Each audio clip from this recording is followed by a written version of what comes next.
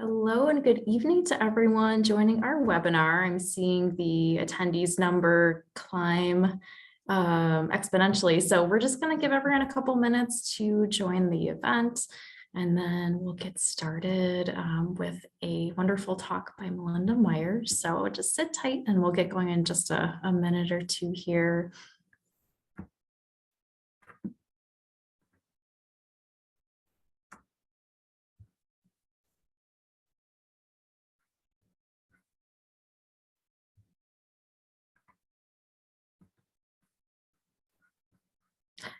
So just welcoming everyone that's still coming in the event here. We'll get going in just a moment. Thank you so much for joining us this evening.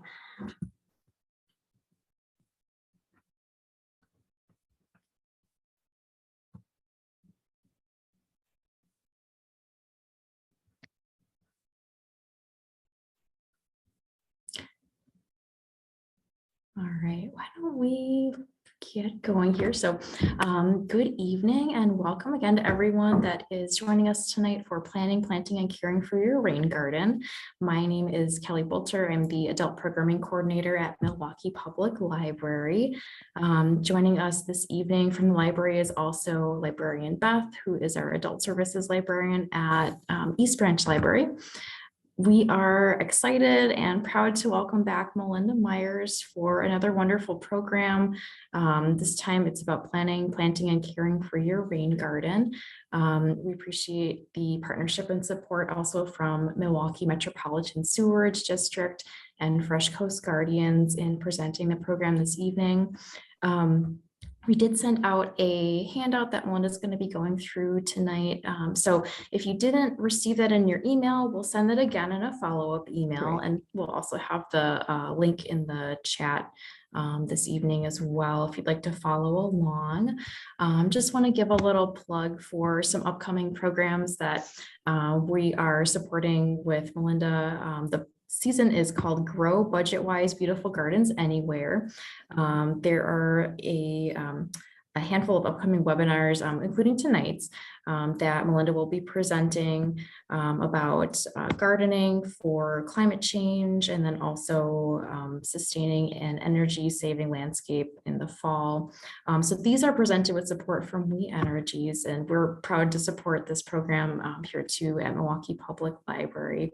So Beth and I are going to monitor the chat, and if you have any questions for Melinda, please put them in the Q&A.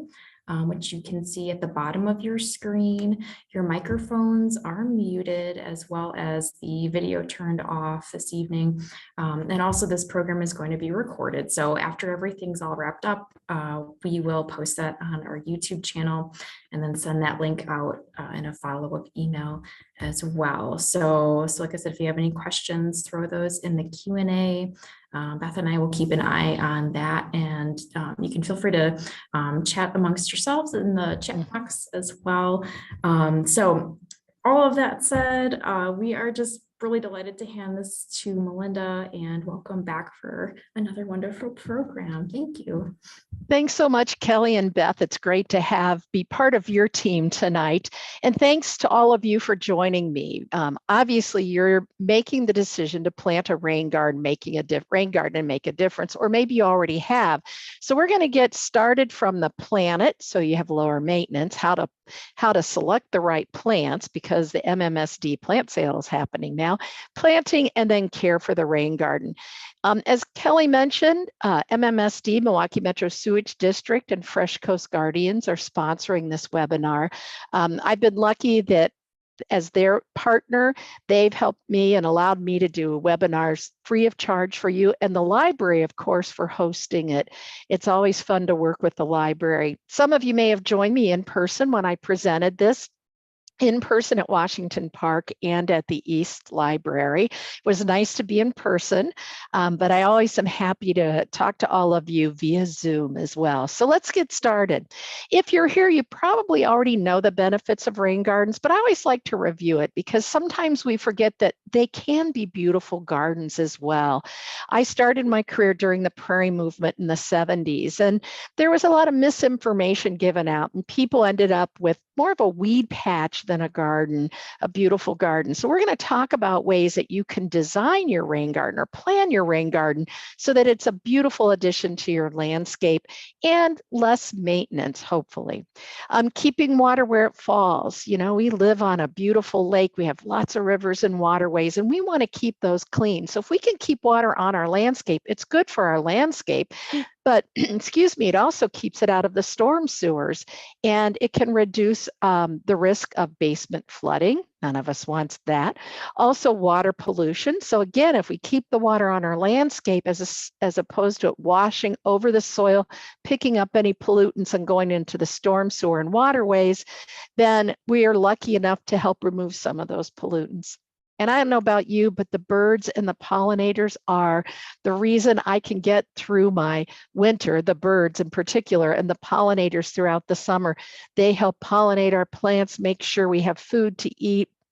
Seeds are formed so we get more flowers, and those birds eating the seeds in the winter, visiting the garden in the summer, add motion and color to the landscape. So we're going to minimize maintenance and increase success with some planning.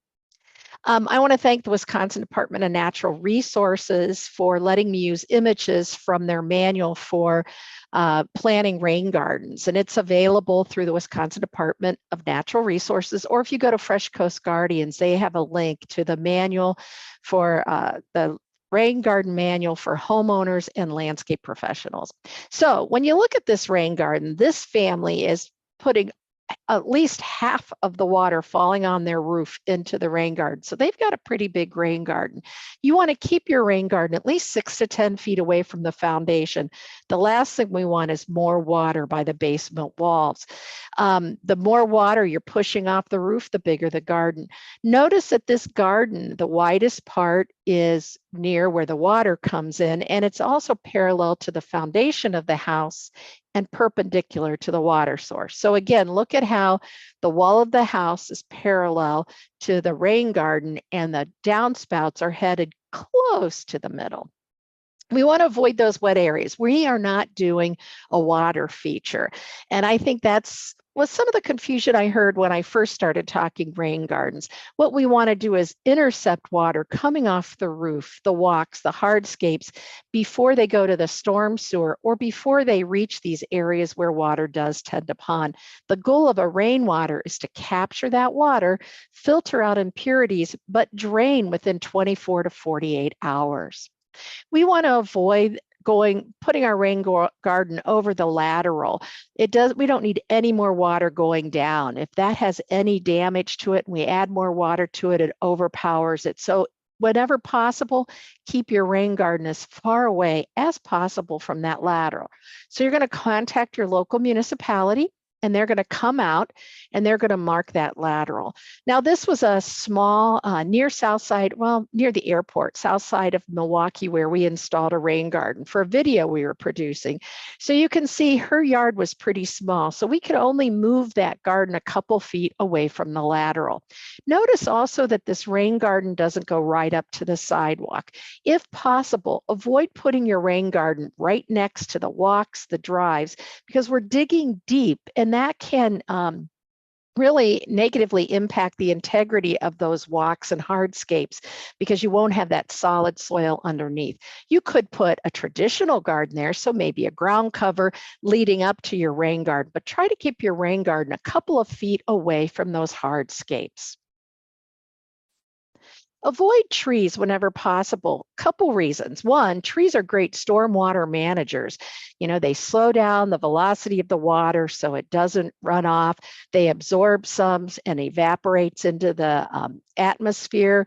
They intercept it and capture it in their canopy. So they're doing a lot of good things to help keep water on the landscape, in the environment instead of the storm sewer. Plus, the majority of their roots are in the top 12 to 18 inches of the soil. So when you're digging a rain garden, that's going to be a lot of work getting through those roots, and it could damage the tree. So try to keep as far away as possible.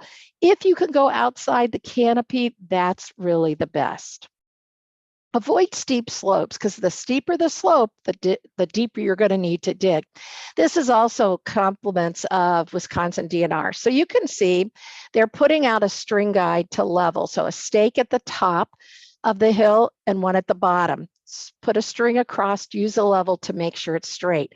In the middle, you'll see that's how much you're going to have to dig out to create a pond that's going to capture the water from the house as it goes down the hill. That's a lot of digging. And then the excess soil will be put on the end to form a berm. So you're creating a pond that's going to capture the water but drain, okay? And that berm is going to either prevent water from overflowing and going out, or at least slow it down if we have a heavy rainfall and your rain garden fills with water before it can drain. It'll help slow it down so it's not rushing across into the storm sewer. Now, one of the things you could do is what this gardener did, and they put a retaining wall to help with that change in elevation, so they didn't have to dig quite as deep, and it looks very attractive as well. Now, some of you, not in the city of Milwaukee or in municipalities, may be working with septic and wells. And in that case, keep your rain garden at least 5 feet away from your septic system. We don't want to add water to that system that's already managing our waste and liquids. And then 8 feet away from the well as in addition. Always contact 811 in Wisconsin, called Diggers Hotline. Either file online at diggershotline.com or call 811 anywhere in the country.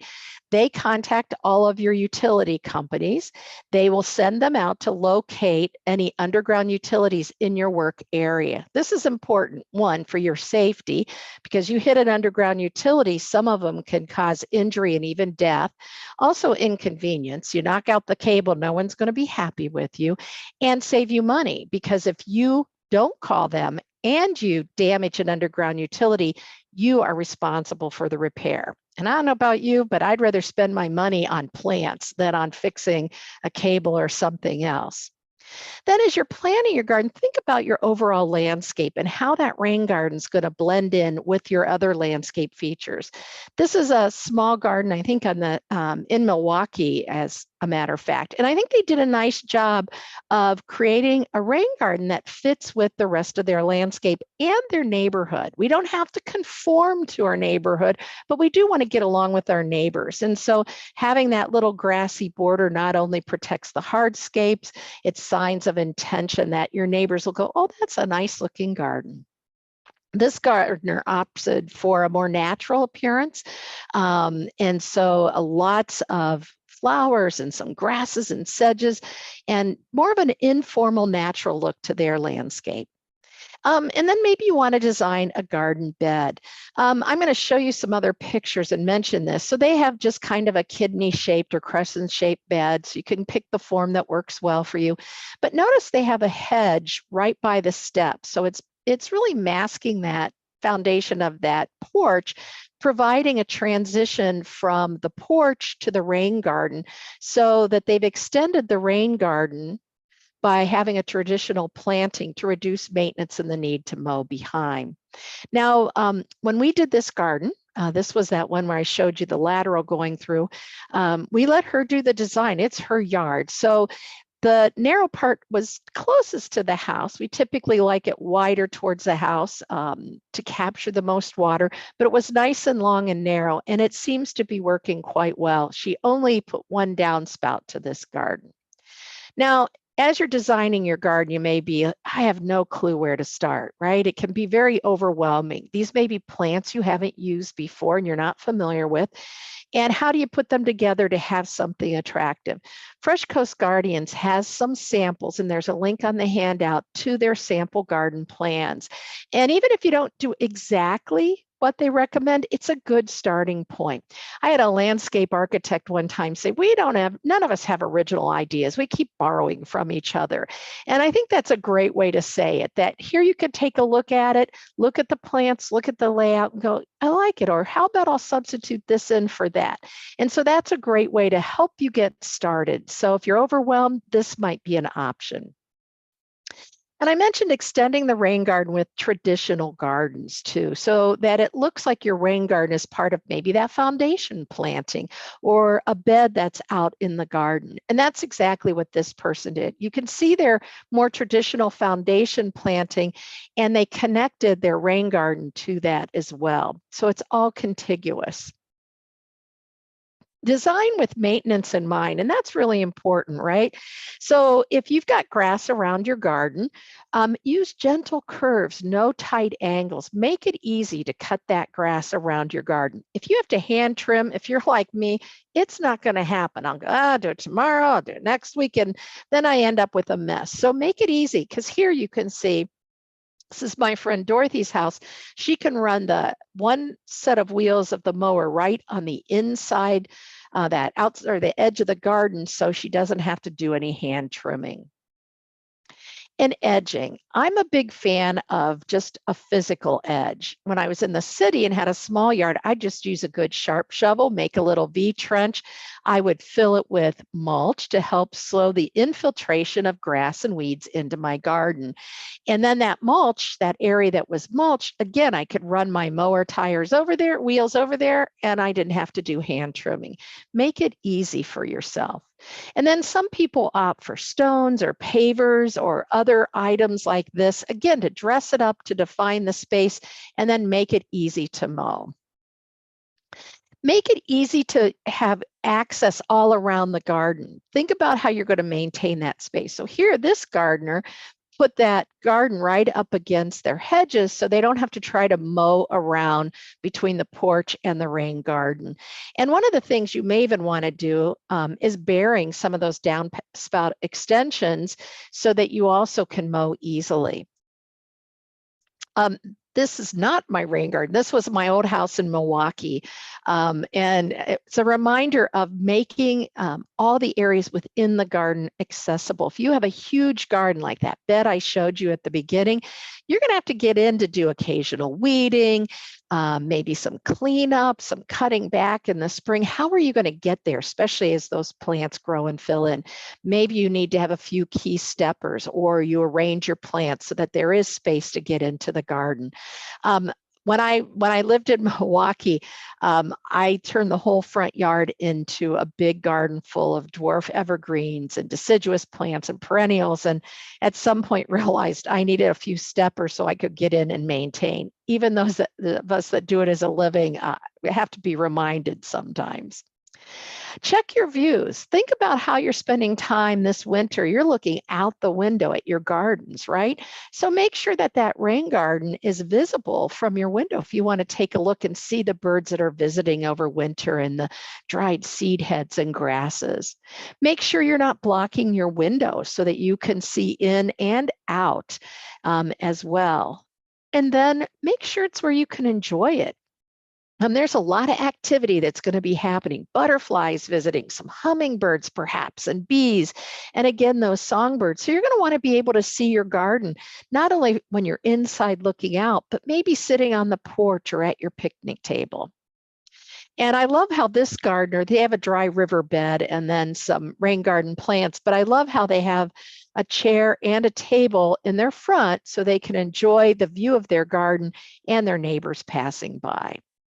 And then visibility is also key, especially if you're on a corner lot. You want to make sure that people rounding the corner in their car can see. When you pull out of your driveway, you want to make sure you have good visibility and that your guests can find that front door to when they come to visit. So make sure you're maintaining visibility from all aspects. And then be neighborly. Wouldn't it have been nice, and this, I don't know the story behind here, but maybe you could join up with your gardener, because I see a downspout on the brown house, and wouldn't it have been cool if they could have had a joint garden between the two, something big to handle the water? But obviously they talked to their neighbor because it's right on the lot line. They put a rain garden in to help manage their stormwater. Instead of running it into the neighbor's yard, they're putting it into a garden that can manage it. So be neighborly. Tell them what you're up to so that, one, they may want to do the same thing. You've probably inspired them. And also, maybe you can find ways to join forces.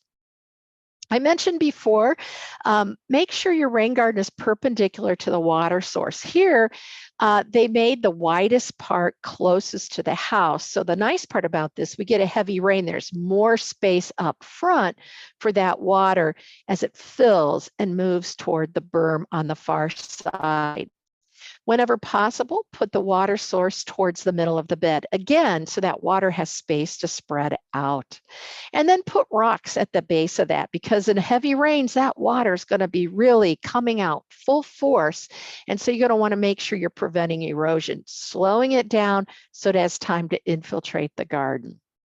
This was a rain garden I put in with some volunteers at a large residential place. And I have to tell you this story. So when we went and I was checking out the location, the downspout had been knocked, the extension was out of place. And I think because whoever was cutting the grass was not happy with its placement. So we ended up using a drain pipe, a perforated drain pipe, digging a big trench, running it down, and mulching that area. We'll put grass over top of it so that whoever mowed the grass could mow easily, so the downspout would stay in place. And then we put a guard on there, because the last thing you want is some animal crawling in dying. We don't want that to happen in the first place. And secondly, they'll block the flow of water. Start small. Even one small garden can make a difference. 100 to 200 or 300 square foot is a good starting point. A 300-foot garden is 10 by 30 feet. That's pretty big when you think about it. Even 100 square feet is a 10 by 10.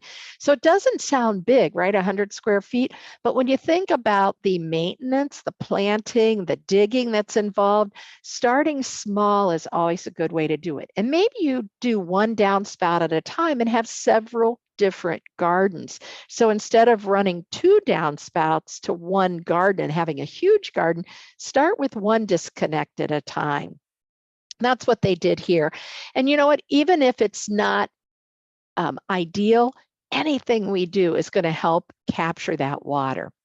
So you've got an idea of a plan. Maybe you used one from the MMSD website. Maybe you've kind of drafted something yourself, or I'm a big planner I'm a plant placer. I tell people, I get out a rope, or in this case, we happen to have an extension cord in my car. So we use that, an old hose to kind of lay out the garden. And then she could move it. Easier to move that extension cord than plants.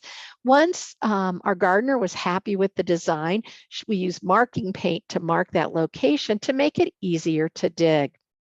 The next step is kind of hard work, removing the sod, especially if you have heavy clay soil or rocky soil. When we did this garden, we rented a sod cutter. We were shooting a video and I said, we could be here for hours removing the sod, or we could rent a sod cutter.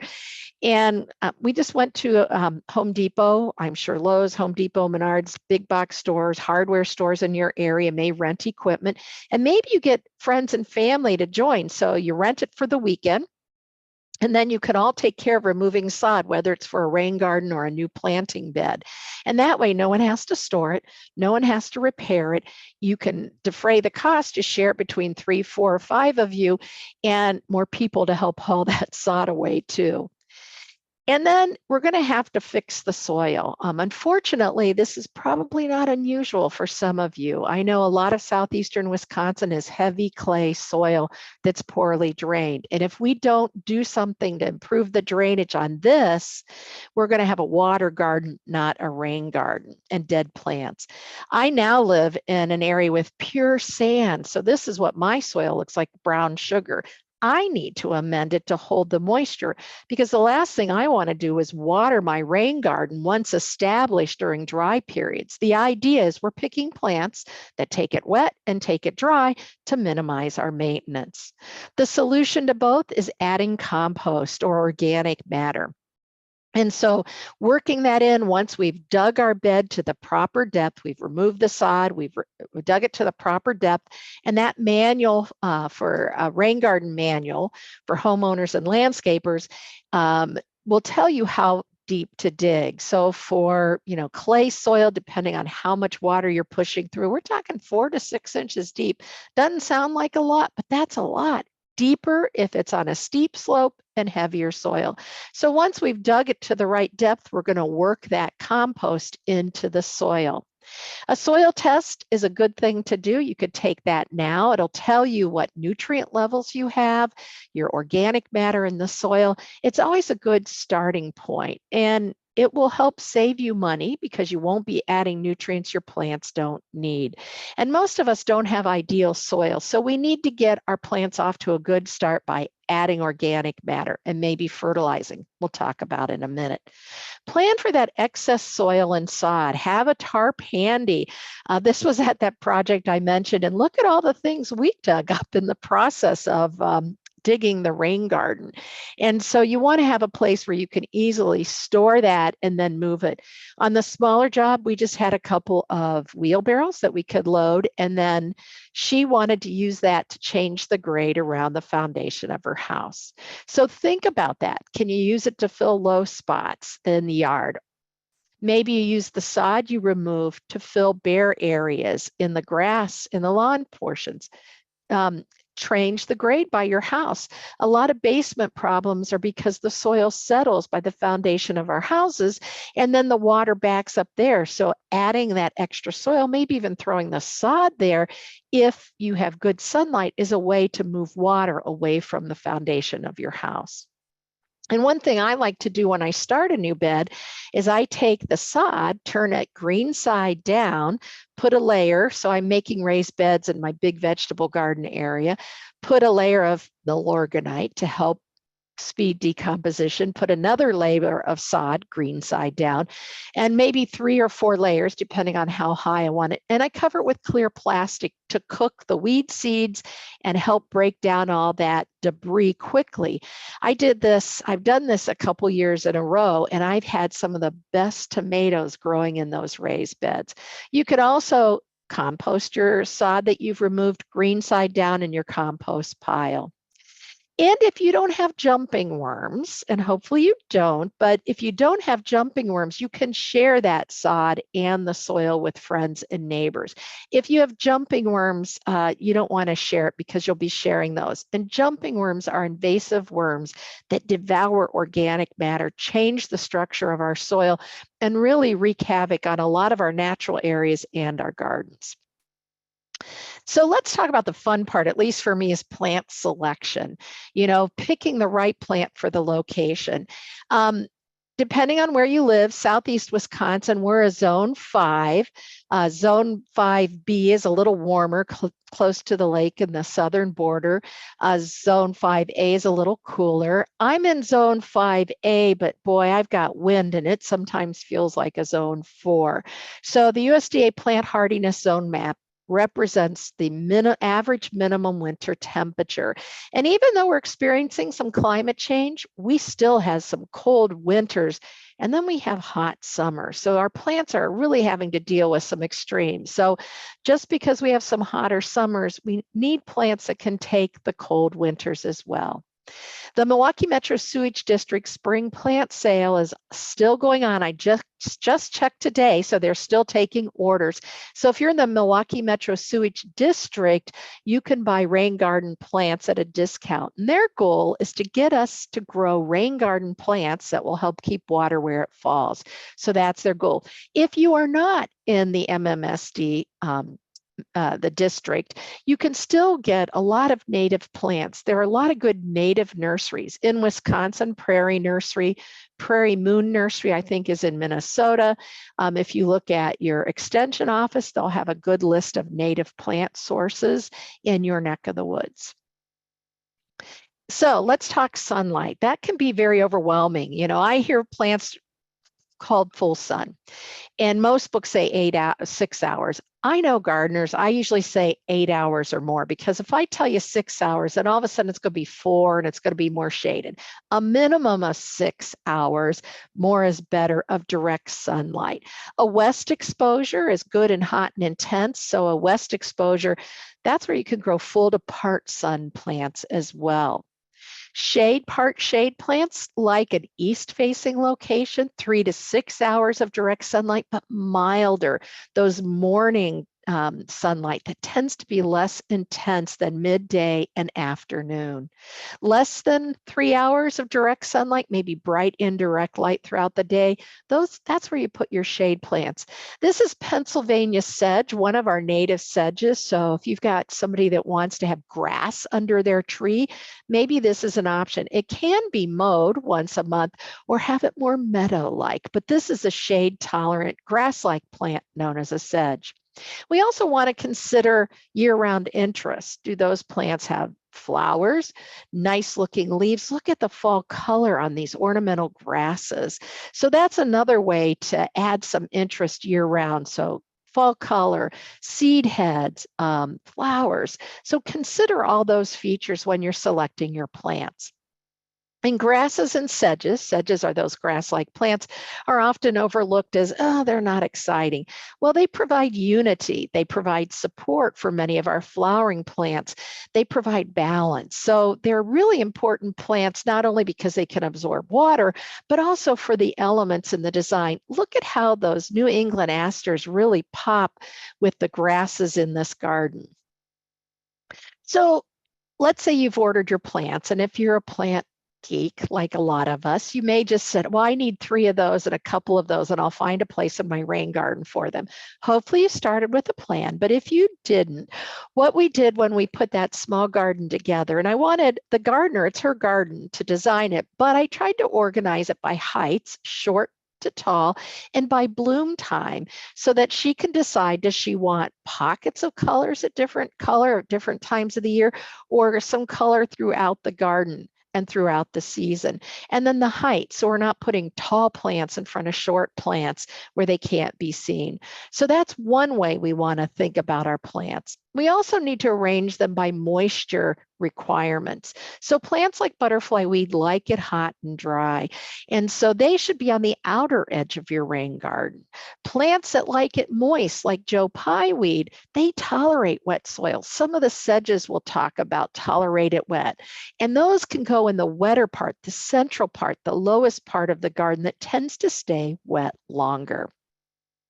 So I'm going to go through the plants, and I covered all of the plants for the Milwaukee Metro Sewage District on your handout. There are a few that I don't have slides for and images for. And I'm going to go through kind of key points, but you've got all the detail on your handout as well. So you'll see these icons on the image of the picture. And as Kelly mentioned, this is being recorded and will be available on the library YouTube channel. So you can go back at your leisure once it's posted and go, oh, okay, that plant, oh, that's good for birds. And look at it compared to your handout. All the information is in both places. So we're going to start with sunlovers. Those are always the easiest. And we're going from short plants to tall plants. Lanceleaf coreopsis, this is a good plant for hot, dry areas. The birds love to eat the seeds. Pollinators, bees and butterflies like to nectar on the flowers. Look at that fine foliage. That really adds a nice element to the garden throughout the season. And I've got the bloom times on there as well. So that's a June, July, early, late spring, early summer bloom time. And that yellow is really very eye-catching. Purple prairie clover, I love this plant because of the unique flowers. Aren't those great? It's in the legume family, so that it does fix nitrogen, so that adds that to the soil. Look at those nice leaves. It has a deep taproot, so this is a plant you want to place carefully so you don't have to move it, because it's really hard to transplant it once it's established. I have a couple plants like this, and I'll show you false blue indigo that have deep tap roots, that if my garden kind of ends up not looking like I like it, I'll move the things that are easy to move and leave the ones that are harder to move in place and design around them. Just a solution you might consider. Great pollinator plant and good for full sun. Purple love grass. Now, I have this plant, a couple of these in a garden right off my patio. And early in the season, I always think, why did I plant this? Look at how wide those leaf blades are, right? Kind of coarse textured. But as soon as those flowers come on, it lightens it up and it's beautiful. So May, June, I'm like, oh, I need to move this plant July through September, I'm loving it. So this is a plant you might want to place carefully. I recommend using it. It's a wonderful plant, but use it so if you're annoyed by the big broad leaves, that it's not annoying you and making it challenging. Wild petunia, it's an assertive plant. It takes it dry, so that's a nice addition. This might be a good one for your berm because it will rapidly fill the area. When I was living in Milwaukee, I'd bought this plant and I put it in a back alley garden, and it was a small bed, and it was like, oh, that's a little too much, and I took it out. Then I visited a friend who said, you need to include wild petunia. And it wasn't blooming, and I didn't realize it was the same plant, and I put it back in that garden. The flowers are gorgeous, periwinkle blue. It's a low growing, drought tolerant plant.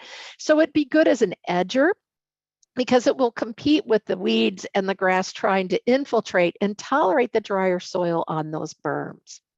Sweetgrass, this one loves it moist. It has fragrant foliage, and it was used by indigenous peoples in the US and Canada for some of their ceremonies, for smudging, used to make baskets. So it's got a nice history, some multiple uses, and a pretty plant. And it's an early season bloomer, and the seed heads, as you can see, look nice. So fragrant and attractive and useful, and tolerates wet conditions. Showy goldenrod. Now, this is a goldenrod that tends to be a clumper. It tolerates dry soil. I like goldenrods in landscapes because they provide nectar and pollen for our late season pollinators when they're visiting and passing through. And this one isn't as aggressive as some. So it's a good one to include in the garden. Late season bloomer, birds will eat the seeds. Oh, look at all the bees on that plant.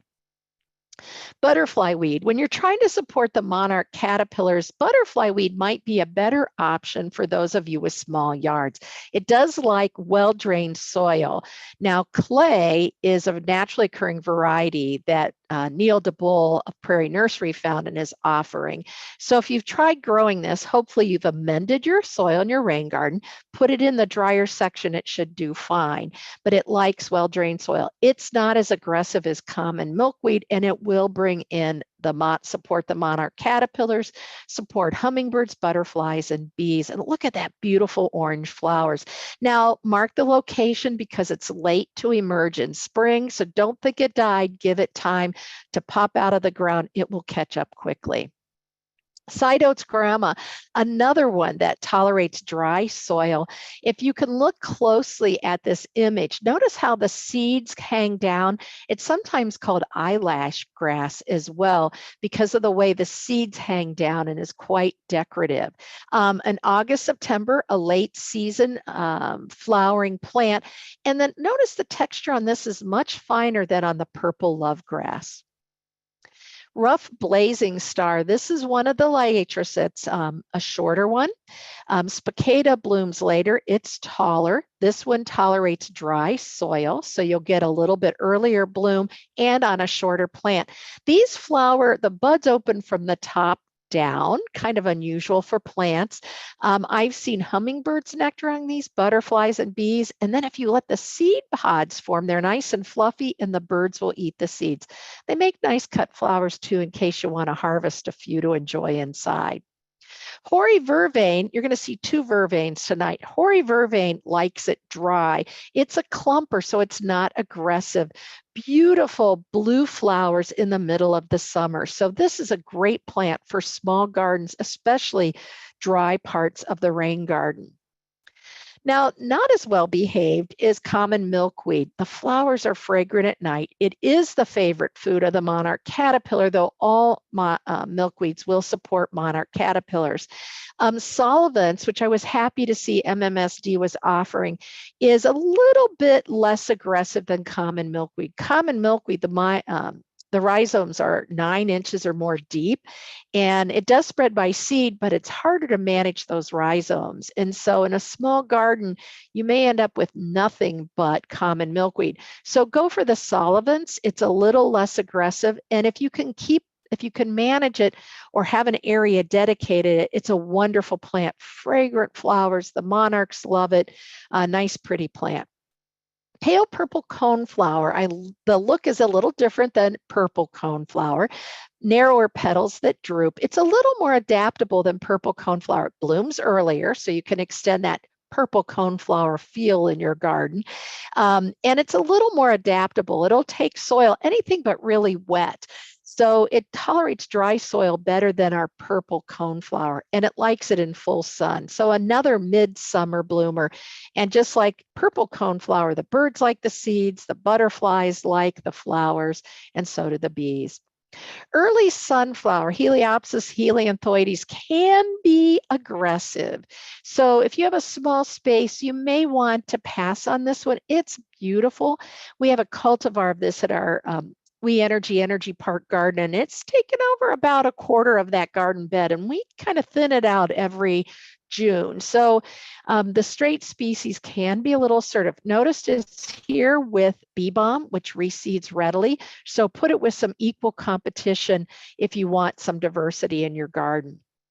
Here's that blue vervain, a little bit taller. It likes moist soil conditions and is not aggressive as well. Notice the hummingbird symbol on both of these. So always nice to bring hummingbirds into the landscape. So now we're going to move it back. Plants that take full sun to part shade. Wild lupine. This is a plant that's native to central and northern Wisconsin, to sandy places across the country. So you really want to make sure you put this in an area with good drainage. Otherwise, they're not going to survive. But those beautiful blue flowers are a wonderful addition to the early season garden, and the leaves look really nice as well. So make sure you put it in an area with good drainage. Hummingbirds love these flowers. The birds will eat the seeds, and you'll find pollinators on them as well. Dotted mint, it's a member of the Monarda group. It's not as aggressive as some of the Monarda. And look at those funky flowers. Aren't those fun? Really good pollinator plant as well.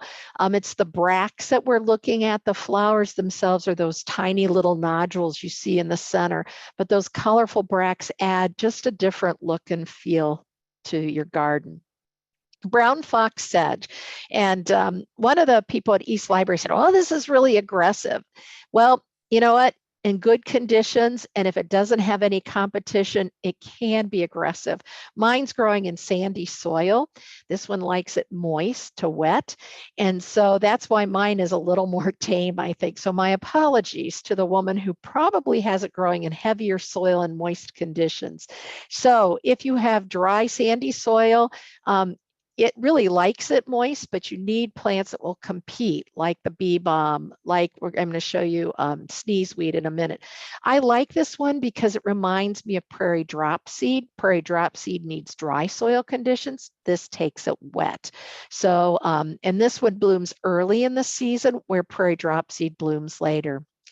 Common yarrow, it's a plant you love or hate. You will see it in wildflower books, weed books, and even in some states they list it as invasive. This is the common yarrow. So if you're going to add this to your garden, make sure you can keep after it, weeding out the unwanted plants, or again, putting it with others that are competitive. It takes it hot and dry. Butterflies and bees love it. Mist flower. I'm originally from Ohio and I have some uncles with farms in southern Ohio, and we were taking a hayride one August at a family reunion, and the field was full of these mist flowers. They remind me of ageratums. I just love them. They are kind of aggressive for a small garden space. I have a little more room that I think I'm adding some of these to my garden just to remind me of my home state of Ohio. Plus, they're a beautiful blue end of the season, and so they bloom a long period of time, 1 to 2 feet tall. They look great with grasses, but they are a little aggressive. Black-eyed Susan, Rudbeckia hirta. This is a biennial or short-lived perennial, depending on where you live. So the first year, depending on if you buy a plant or start it from seeds, the first year you may only have leaves. The second year you'll have leaves and flowers. The flowers set seed, drop. Those seeds the following year will be leaves, and then you'll get flowers the next year. So plant 2 years in a row if you want to kind of get the plant on the cycle so that you'll have flowers every year. Sometimes the plant does it itself. The other thing is, remember those leaves. I had somebody say, oh, I wish I'd have known. I kept weeding them out thinking they weren't going to bloom. So don't be disturbed if you get nothing but leaves. Sky blue aster is one that'll take dry soil conditions as well. So put it along the edges of your garden where it tends to be drier. It's not overly assertive like many of those asters can be. Tall anemone, if you've grown anemone, some can be very aggressive. This one is not. It does tolerate some drier soil conditions.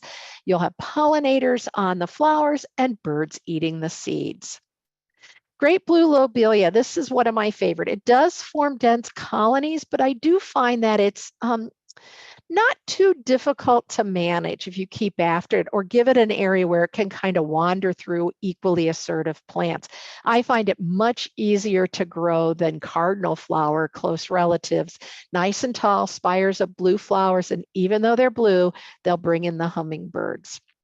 Lead plant, you need to be patient with this plant. Leave it stand the first year, don't cut it back. It can take 3 years or so before it really gets established and begins blooming. But look at that, those leaves. What doesn't show up in this picture is they're kind of a silvery gray, and they really jump out with the green leaves that surround them. Well worth the wait, but you need to be patient. New Jersey tea is a shrub, so you're going to have a woody plant in your rain garden. So keep that in mind when you do your cleanup as well. First time I saw this was in Nicolay, I think it was Nicolay National Forest in upper Wisconsin, in a shady, moist area. This plant takes moist soil and tolerates full sun to part shade. Foxglove penstemon blooms for a long period of time. It's one of the few penstemon that take clay soil and a little moisture. Most penstemon like it hot and dry and well drained. And hummingbirds like that one. Mountain mint isn't native to mountains, and it's not in the mentha group. It forms dense colonies, but the pollinators love this plant. Notice the fine foliage on this as well. It tolerates dry soil. It's native to meadows, woodland edges, and the like. Little blue stem, if you've grown it in heavy soil, you know it tends to flop. This plant really likes good drainage and tolerates dry soil quite well. Notice those blue-green leaves that turn kind of a bronzy, even orange in the fall. And then you've got the flowers that then have tufts of white for the winter. So it provides multiple seasons of interest. If you're growing it in heavier soil, this is Lurie Gardens down in Chicago and Millennial Park, great place to visit. Put it with some purple coneflower, something that will help hold it up to prevent it from flopping. I'm in sandy soil now, so this is one of the advantages for me growing that plant. Prairie dropseed, another favorite grass. This one does well in formal, informal, and natural gardens, as well as rain gardens. It likes good drainage, well-drained soils. Fine textured plants, a growth habit similar to the ornamental fountain grass, but this one is native to the Midwest. The leaves, the flowers appear late in the season. They smell, some people say coriander, I think burnt popcorn.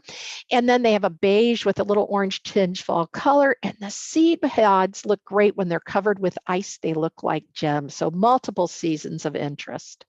Showy black-eyed Susan, honestly, I have not grown this one. I've grown cultivars of Rudbeckia fulgida. This one, from what I could find, is supposed to be disease resistant. Some say it's a clumper, some say it's aggressive. So keep an eye on it if you plant it. But I'll tell you, Rudbeckias are always the plants that catch people's attention, those bright yellow flowers with the dark brown centers. Lavender hyssop is one of my favorites. It's a pollinator magnet. I have this growing on a hillside, so it tolerates dry soil. The leaves have an anisey or licorice fragrance to them.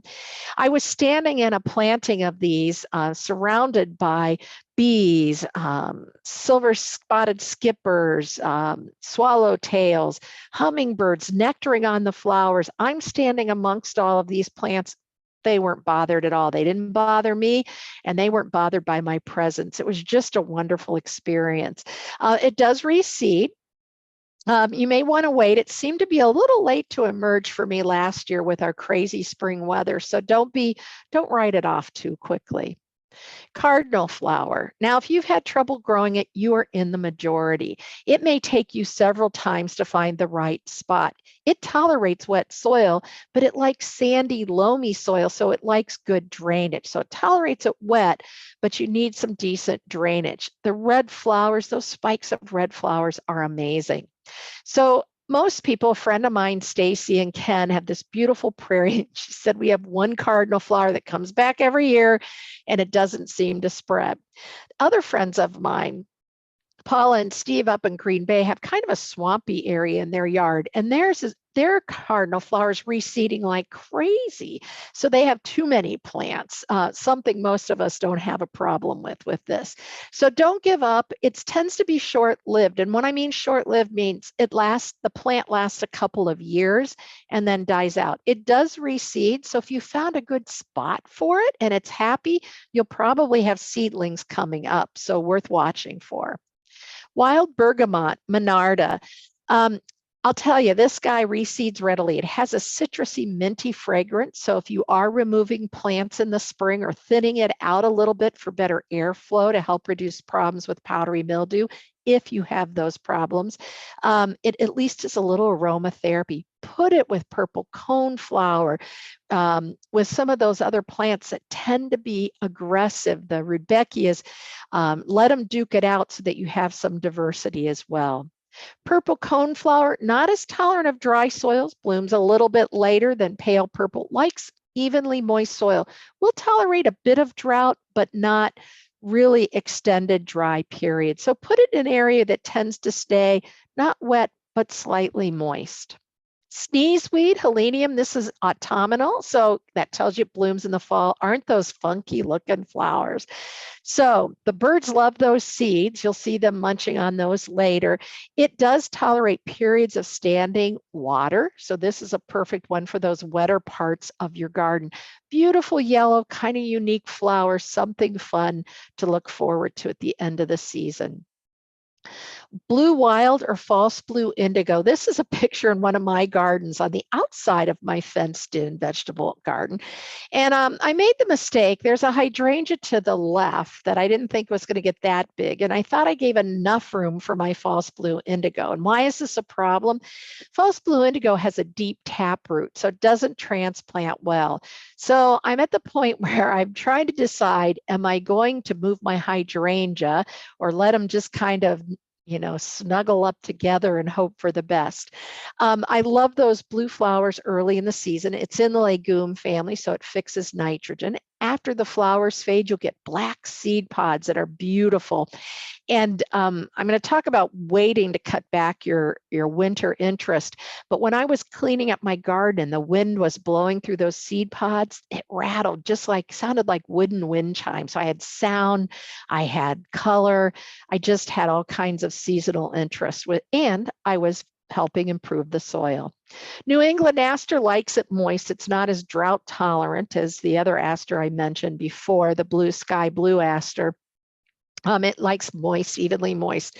It can get pretty tall and floppy, so you can prune it back in June halfway to kind of keep it a little more compact and reduce the problem with floppiness.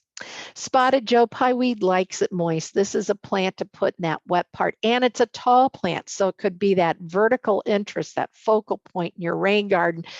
And boy, if you have a chance to get to Berner Botanical Gardens, for those of you in Southeast Wisconsin, and go on their patio, take your favorite beverage and watch the butterflies just cover this plant end of the season, and the bees as well.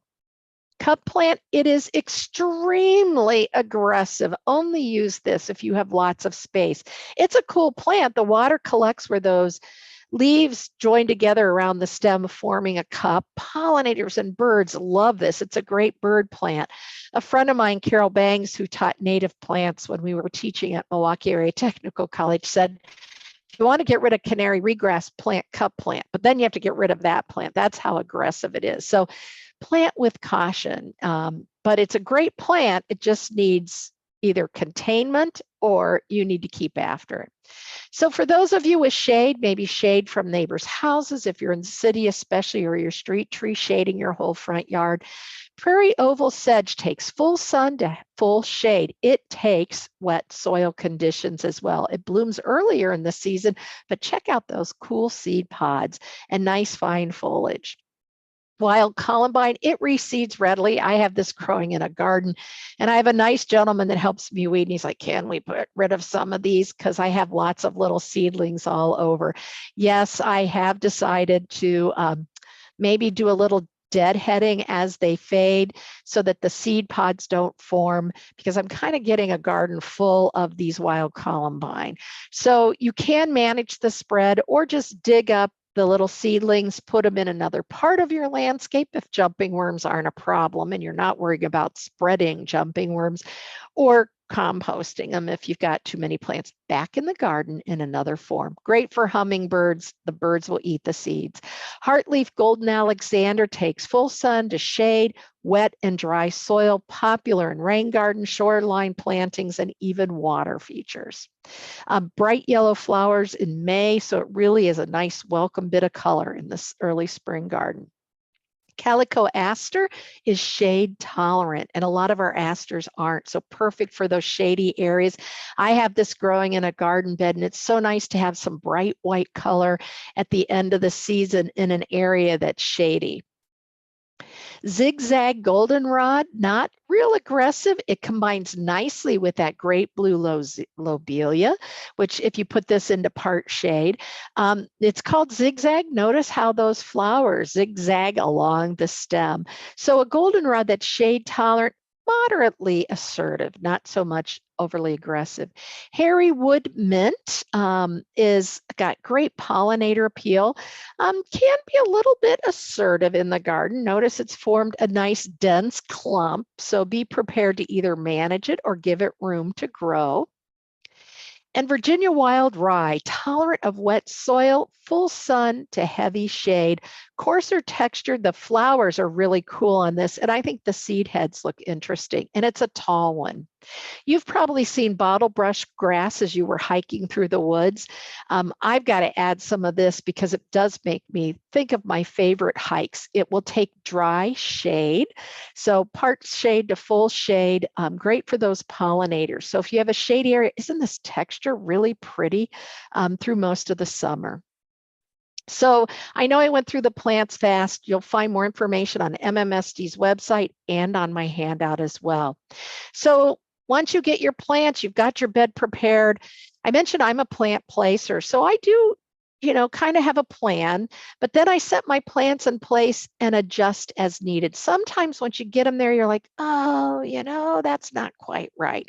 The spacing on this handout is minimum because I know everybody wants quick results, and you may need to be dividing sooner rather than later. In case you're new to gardening, you're going to squeeze the pot, slide the plant out of the pot, then loosen those roots. You want to encourage them to spread to the surrounding soil. Plant at the same depth it was growing in the container. We don't want to bury the crown where the root meets the stem because that could lead to root rot. So plant it at the same depth it was growing in the container. If you have help, make sure you start at the middle and work your way out. I've worked on some planting project where we always end up with one or two people in the middle going, wait a minute. But that allows you to adjust as you go as well. Leave the tag and snap a picture. That's really important because come spring, you're going to go, is it a weed or is it a flower? Do I keep it or do I pull it? And then take pictures throughout the season. Those tags always seem to disappear, whether it's people walking by going, oh, I like that plant, or it's just a curious child helping clean up the garden, or they blow away, or the animals. I've had animals take the tags out of the garden and decide they weren't tasty. So the more you get to know your plants, the easier it's going to be to distinguish weeds from flowers. Mulch, especially the young plants, it'll help conserve moisture, suppress weeds. As that mulch breaks down, it'll improve the soil.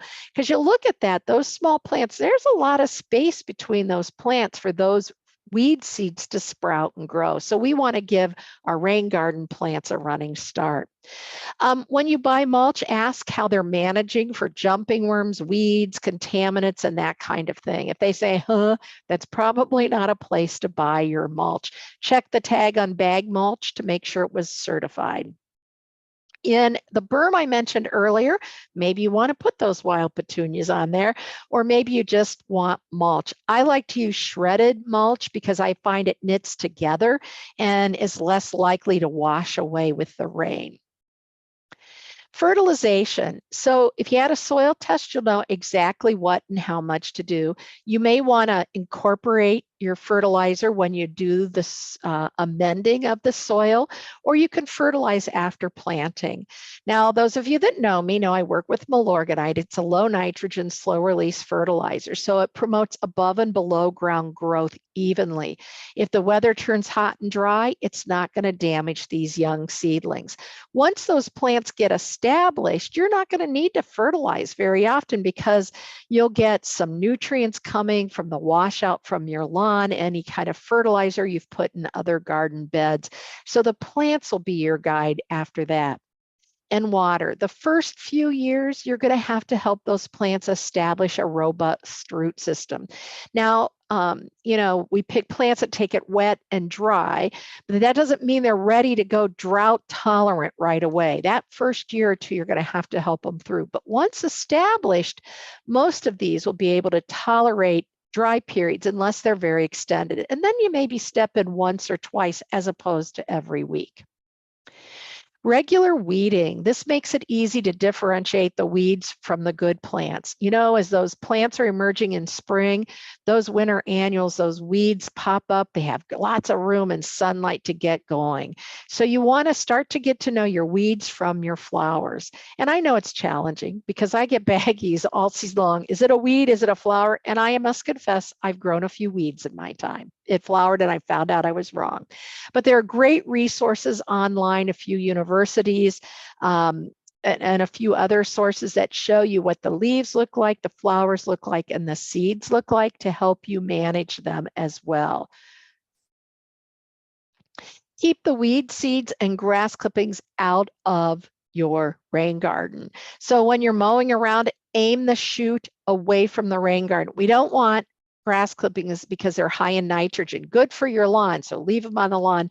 Bad for your rain garden. Your rain garden's job is to take all those extra nutrients off of the runout, any pollutants. So they have a big job, those plants, because the plant roots and soil have to filter out the pollutants and the nutrients before the water reaches the groundwater. So we don't want to shoot any clippings in there to add to the nutrients, or weed seeds that we're going to have to remove the weeds. Remove debris, especially from the source of the water. Here this was a buried, they did a buried way to get the water from the downspout. They buried that extension and put it in the rain garden. Maybe you'll have a swale to get it down there. So you're going to want to remove any debris from the swale if it's just stone or mulch, and from the downspout extension so that the water is free flowing. Remove diseased plant material in the fall. Okay, we're gonna leave healthy things stand. Powdery mildew is a common disease you'll see on bee balm, monarda, and some other plants. This looks like it's hoary vervain. So usually if we have decent weather, good airflow, and full sun, less of a problem. The plants will return, but if we leave those diseased plants in place, it's a source of disease for next year. We have more disease potential. But leave healthy plants stand for winter. The seed pods are interesting. The texture is nice. Many pollinators make their homes in those hollow stems, so we want to leave those stand for winter. Many birds depend on the seeds on those plants.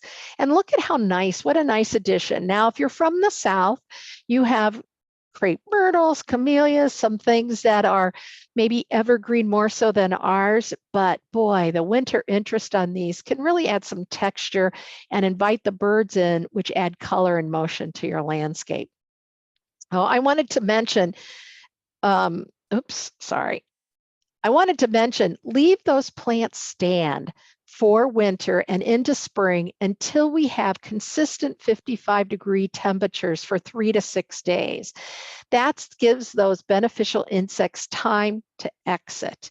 If you can't wait that long, cut back, store those out of sight so that if there are any pollinators still hibernating in those stems, they have a chance to leave. University of Minnesota has found that we should leave a few stems on every plant 18 to 24 inches high because many of our native bees spend their summers in those cut hollow stems. The new growth masks those, so we're not looking at ugly old stems, and then they'll disintegrate over winter. So when you do your cleanup the next spring, they basically decomposed and added organic matter to the soil. Don't pile snow or use snow treated with de-icing salt or throw de-icing salt in your rain garden. Bad, bad. That rain garden's going to have enough to deal with. You don't have to shovel it out. Leave the snow that naturally falls. You can pile your snow near your rain garden, but don't throw it in your rain garden because we're going to need that garden to deal with the snow that's in there first. And that water, as the snow around it melts and ends up in the rain garden. So don't pile snow in your rain garden and don't throw de-icing salt or snow treated with de-icing salt in your rain garden. Lastly, be patient. You're starting with small plants if you're starting with those from MMSD, and that's exciting. You get to watch them grow and mature. If you want faster results, buy bigger plants, but be patient. I know everybody wants colors like we see in our annual beds that first year, but watch as things grow and develop. And in 3 years, you're going to have a spectacular garden. And most importantly, enjoy your handiwork and those visitors that come.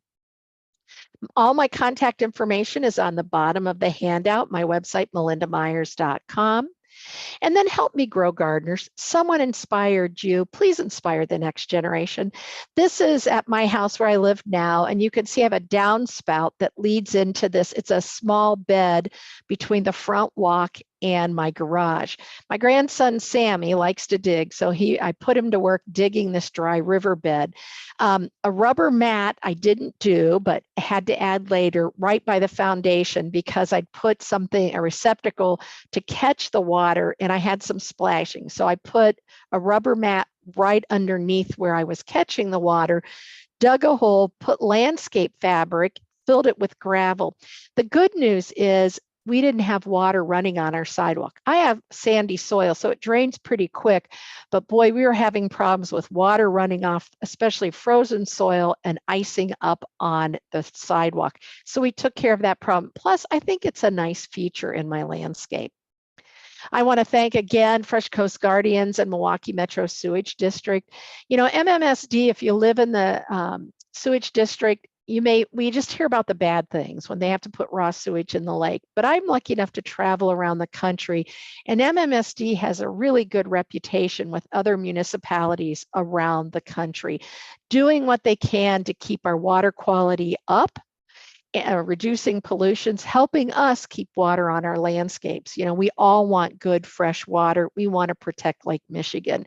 So thanks to them, I get a chance to talk to all of you.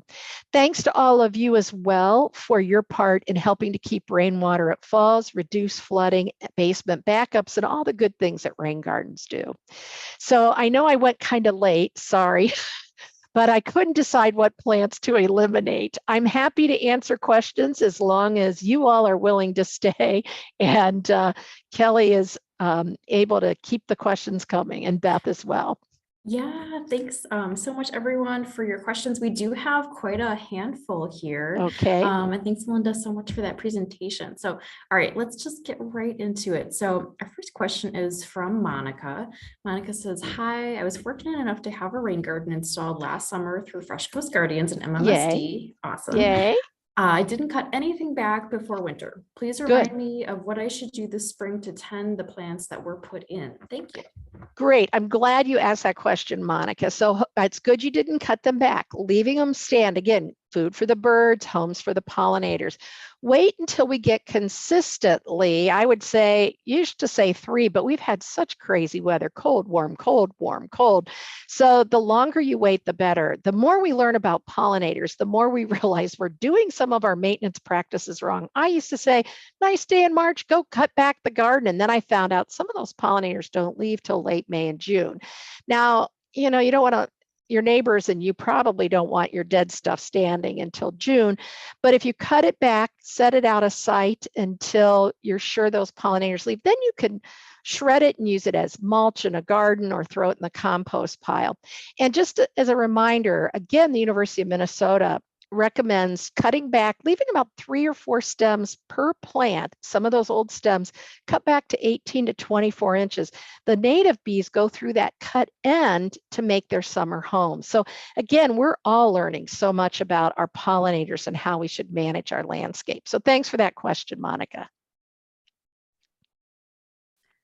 All right, our next question comes from Betsy, who asks, what does a sod cutter look like?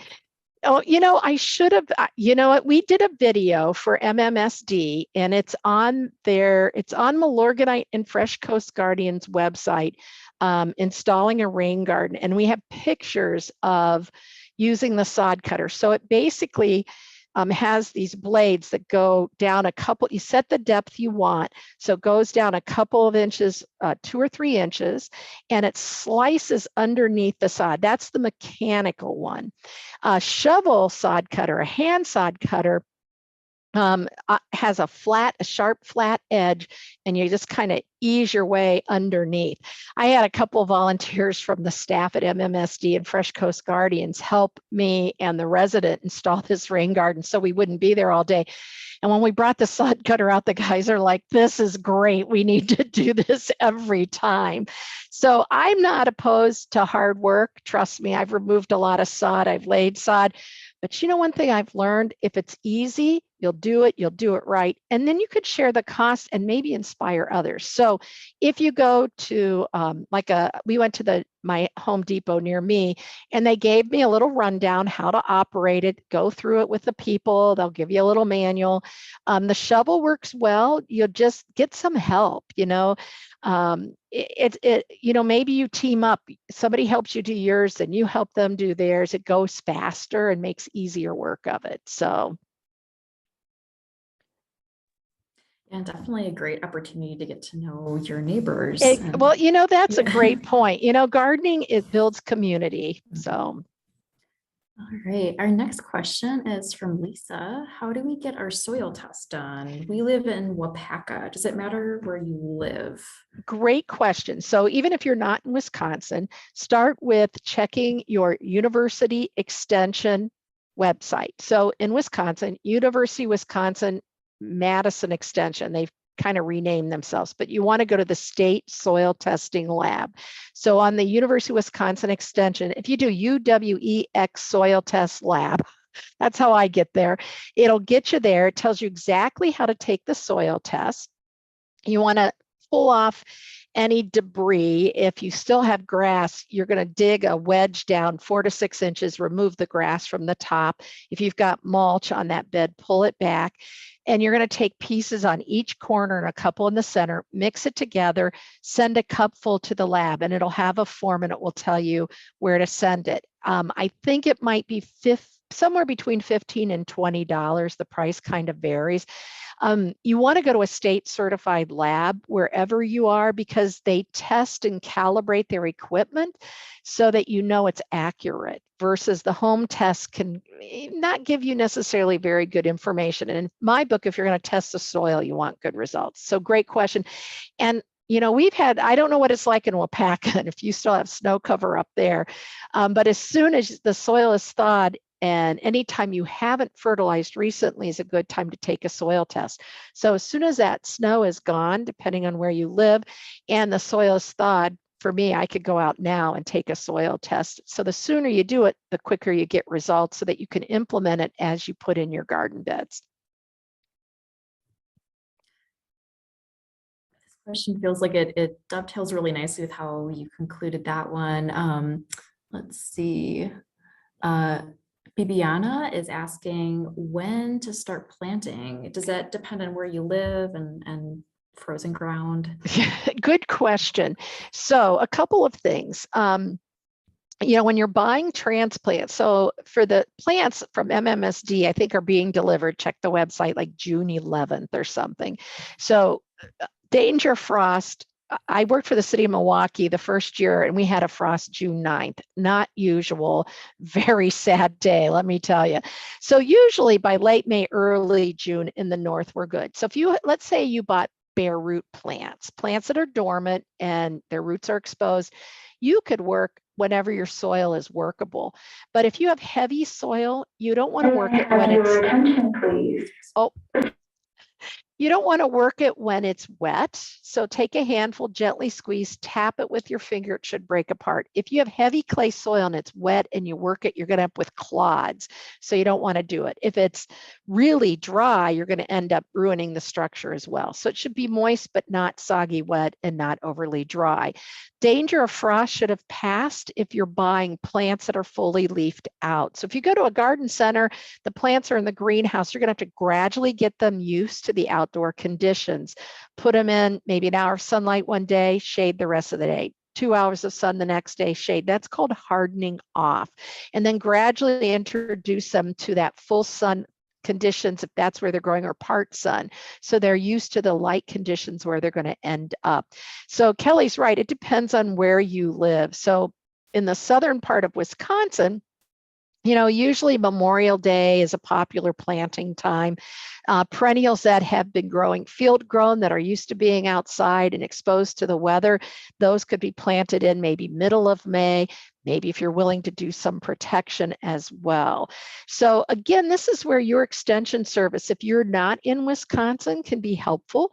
Look for that last spring frost date. Plants that like it, most of those plants that have leafed out and have been grown in a greenhouse, or you started indoors yourself from seed, really are best served going after that average date of the last spring frost. So good question. Thank you. And also apologies, we are got our closing announcements because I know. Oh, I'm sorry. We got to get you out of the building or you'll be trapped. A little time, yeah. Okay, Yeah, we okay. close at 8. So yeah, let's see Okay. how much we can cover here. All right. So Heather is asking, I live in Menominee Falls and we have a ditch. Do I need permission from the village to put some of those plants in the ditch? It's worth an ask. Every municipality handles things differently. I would definitely check, because the last thing you want to have to do is take them out. When I was in the city of Milwaukee, we had regulations between the sidewalk and the curb and what could be put in there. Visibility, if the city had to come and take down the tree or do work and they damaged it, all they do is put grass back in. So it's always better to ask first, and because you don't want to impact water flow that it backs up to your neighbor and slows down on the other direction. So I would give them a call. Some don't have a problem. It's considered your property, others do. So a call, it's definitely worth a call. Good question. Next question is from Kelly. How far should the rain garden be from the sidewalk? Would 12 inches be okay? 12, 2 feet's even better. 12 is okay because you're probably gently sloping it. And then maybe you want to either have a border of grass that will help protect your sidewalk, might make your neighbors happy, or I'd put some ground cover there. You basically don't want to have that soil go straight down next to your sidewalk. So you want at least 12, even 24 inches between the sidewalk and where you start your rain garden. But you could still put low growing plants. When I lived in the city, my plants went right up to the sidewalk. I had ground covers and things because I thought it looked nice as it's kind of softened the edge of the sidewalk. I have to tell you, my neighbors offered to edge my garden bed for me, but they got used to me after a while. All right, our next question, two parts. This is from Yuli. Yuli asks, can I do a rain garden smaller than 100 square feet if space is limited? And then second question, if on top of the rain garden, I also want to have rain barrels to catch rainwater for watering the garden, are there suggestions about downspouts on which side of the house um, are better to connect to a rain garden versus a rain barrel, or can I do both with the same downspout? Good question. So actually, there's a Milwaukee-based company that sells a product called Rain Garden. Rain, Guardan, I think it is, Den. It's a raised bed rain barrel with a built-in rain garden. It's kind of funky, but it's great for small areas. So think of it as a raised garden bed. The water's collected underneath, the excess is then pushed out into the lawn. Then there's an area in the middle where the downspout is directed, and it goes through the rain garden, which is in this raised bed, and then filters down into the reservoir beneath. And then if it's overflows out. So you might want to check that. If you can't find the website, but I think if you do rain, I think it's like a guard, Guarden. I think that's how it's spelled, but Rain Garden. Check that out. That might give you some ideas. Depending on how much you're going to do. If you're going to do a small rain garden, just push one downspout out to it as opposed to a whole side of your house. So if you have downspouts on every corner, just take one corner. 100 square feet is going to make a difference.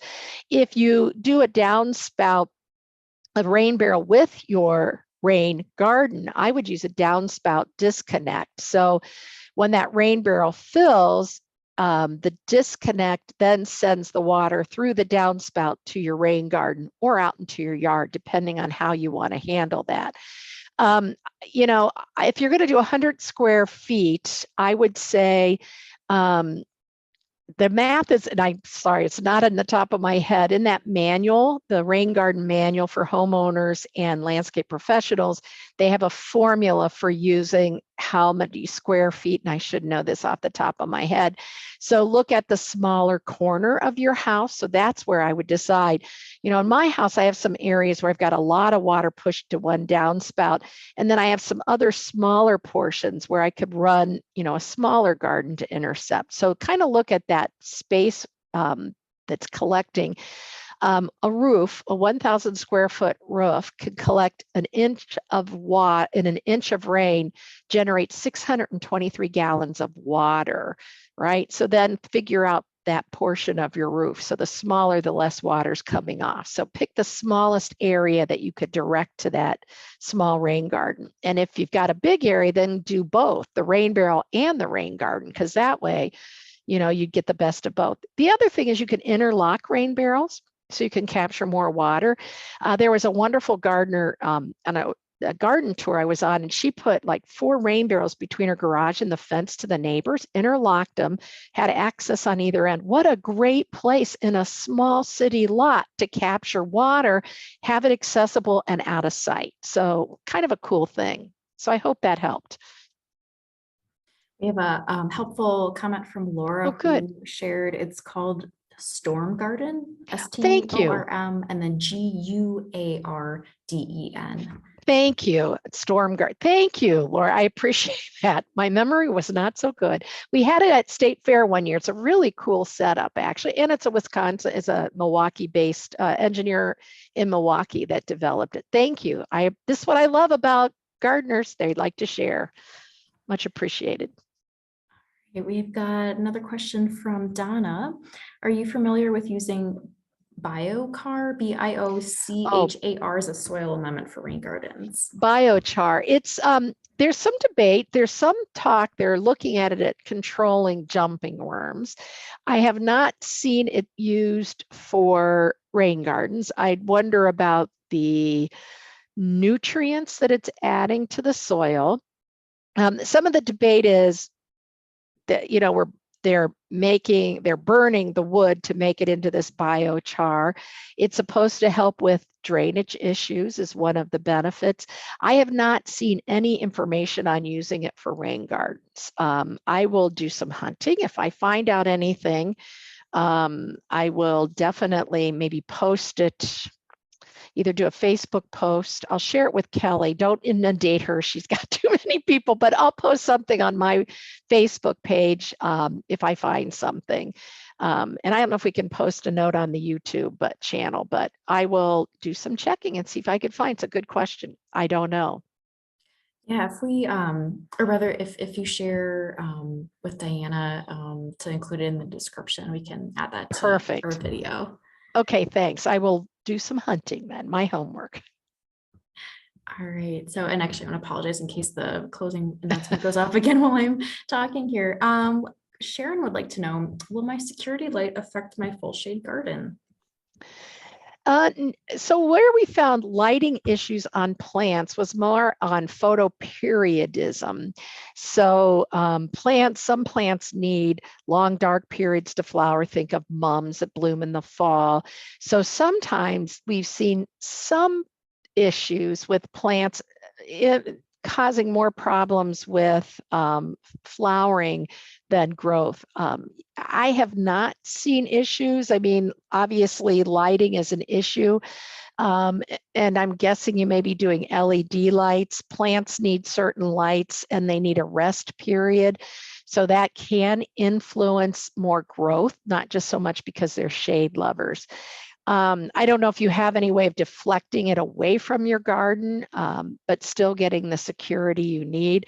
I lived on a busy street in Milwaukee. We had street lights and they were across the street, but still pretty bright. My gardens did okay in my shade, on my shady areas, but I had some shade from trees. So depending on what's providing the shade and how the light impacts them, the worse it, you might have some impact on growth as well as flowering, but not so much sun and shade, but because it's light, period. Monica would like to know, how can you tell if you have jumping worms? So I did a blog for Milorganite on jumping worms. So there's pictures and information on there. If you haven't seen them, that's probably a good place to start. They overwinter as cocoons or eggs the size of like a mustard seed, so very tiny. By the end of the season, they can be big. If you see a worm and you grab it, the tail drops off and it squirms. One reason they call them jumping worms is because they thrash around and they'll drop their tail. I found a few in my landscape. That's why I don't share my plants. I try not to move, try to keep my boots clean and my tools kind of, watch. I think my sandy soil is helping that. Putting dry mustard, there's some recipes for doing a mustard and water mix, pouring it in the soil, it irritates them, they come to the surface. Some gardeners have told me they have so many and they're near the soil surface. So you can see their trails. Usually when you're digging, they're up near the surface. And so if you've got them as the season progresses, you will find them. People have told me they've removed buckets full at a time. I always keep a baggie and throw any I find in that and let them cook in the sun, or a container with rubbing alcohol and throw them in there to kill them. I know I'm not taking care of the problem 100%, but at least I'm reducing the offspring. So check out that blog on Milorganite and just do a search on jumping worms and you'll see some pictures and more information.